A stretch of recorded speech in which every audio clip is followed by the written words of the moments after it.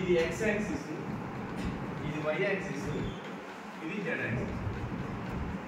So ఇప్పుడు నేనేం చేస్తున్నాను అంటే ఒక ప్లేన్ తీసుకుంటున్నాను.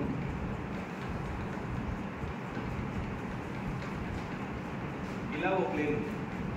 సో ఈ ప్లేన్ 111 ప్లేన్ అని చెప్పి మన అందరికీ ఇప్పుడు ఎక్స్ప్లెయిన్ చేసి చూపించాను. సో ఈ 111 ప్లేన్ మీద ఒక నార్మల్ తీసుకున్నాను. అంటే చూడండి, నేను సైడ్కి ఎందుకు గీయాల్సి వచ్చింది, అది మనం స్ట్రైట్గా బయట తీసుకురాలేదు. ఇప్పుడు ఇది ఆరెంజ్ అని చెప్తాను. ఎక్స్ యాక్సిస్ మీద వాల్యూ ఏమో ఏ అని చెప్పా, వై యాక్సిస్ మీద ఏమో బి అని చెప్పా, జెడ్ యాక్సిస్ మీద ఏమో సి అని చెప్పేసి. ఇప్పుడు రావద్దా, దీన్ని ఈఎన్ అని అనుకుందాం. చూడండి ఇక్కడ నార్మల్లీ ఓ నుంచి ఎన్. ఇప్పుడు ఈ ఎన్ ఎక్కడ ఉంది, ప్లేన్ని టచ్ అవుతుంది, 111 ప్లేన్ని టచ్ అవుతుంది. సో ఇప్పుడు ఈ ప్లేన్ మీద ఉన్నటువంటి ఇక్కడి నుంచి ఇక్కడికి ఇలా అనుకుంటే ఒక యాంగిల్ ఫామ్ అయిందా లేదా. సో ఈ ట్రయాంగిల్ ఫామ్ అయింది. ఈ ట్రయాంగిల్ ఈ యాంగిల్ ఎంత ఉండాలంటే ఆల్ఫా అని చెప్తుంది. ఎంత ఆల్ఫా. సో ఇప్పుడు ఇదే ఎన్ నుంచి వై యాక్సిస్ కూడా ఒక లైన్ జాయిన్ చేయొచ్చు కదా. సో ఈ వై యాక్సిస్ కి ఈ నార్మల్ చేస్తున్నటువంటి యాంగిల్ ఎంత అంటానంటే థీటా అంటాను.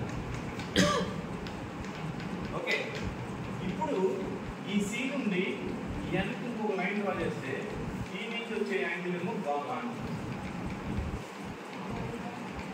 ఇక్కడ వరకు అర్థమైందా, అర్థం కాలేదా? రిలేషన్ చెప్తాను. ఈ రిలేషన్ ఆన్లైన్ ఎగ్జామ్లో కూడా అడుగుతాను. ఏంటంటే ఇక్కడ నుంచి ఓ నుంచి ఏ వరకు క్యూబిక్ స్ట్రక్చర్లో ఎక్స్ యాక్సిస్ మీద కదా 1 వాల్యూ అని చెప్తారంటే ఇక్కడ వరకునే కదా. లాటిస్ పారామీటర్ అవుతుంది. ఒక చోట నుంచి ఇంకో చోటకి వెళ్ళిందంటే క్యూబ్ ఒక సైడ్ నుంచి ఇంకో సైడ్కి వెళ్ళిందంటే లాటిస్ పారామీటరే కదా. సో ఈ లాటిస్ పారామీటర్ వాల్యూ జనరల్గా మనకి తెలిసింది ఎక్స్ యాక్సిస్ మీద ఏ, వై యాక్సిస్ మీద ఇది బి, ఇది C.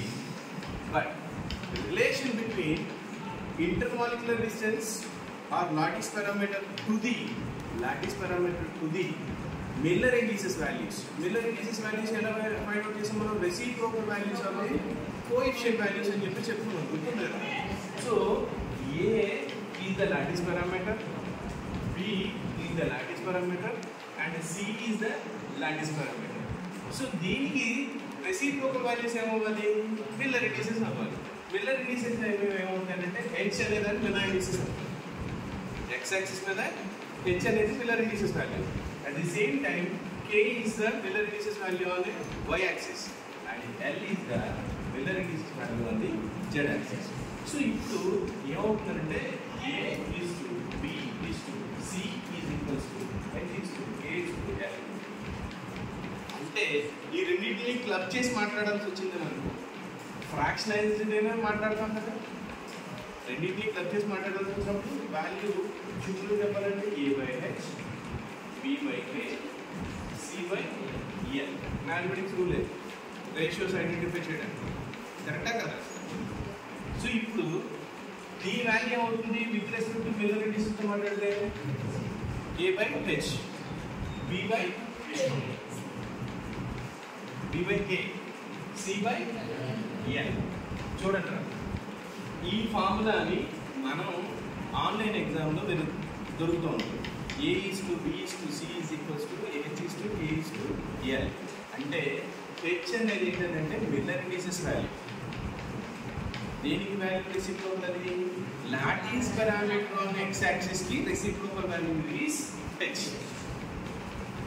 Okay, reciprocal value on y-axis is b. Sorry, lattice parameter is b. That's reciprocal value is k. అట్లాగే c అనేది lattice parameter on z-axis, దానికి reciprocal value l. అర్థమైంది కదా ఇక్కడ వరకు.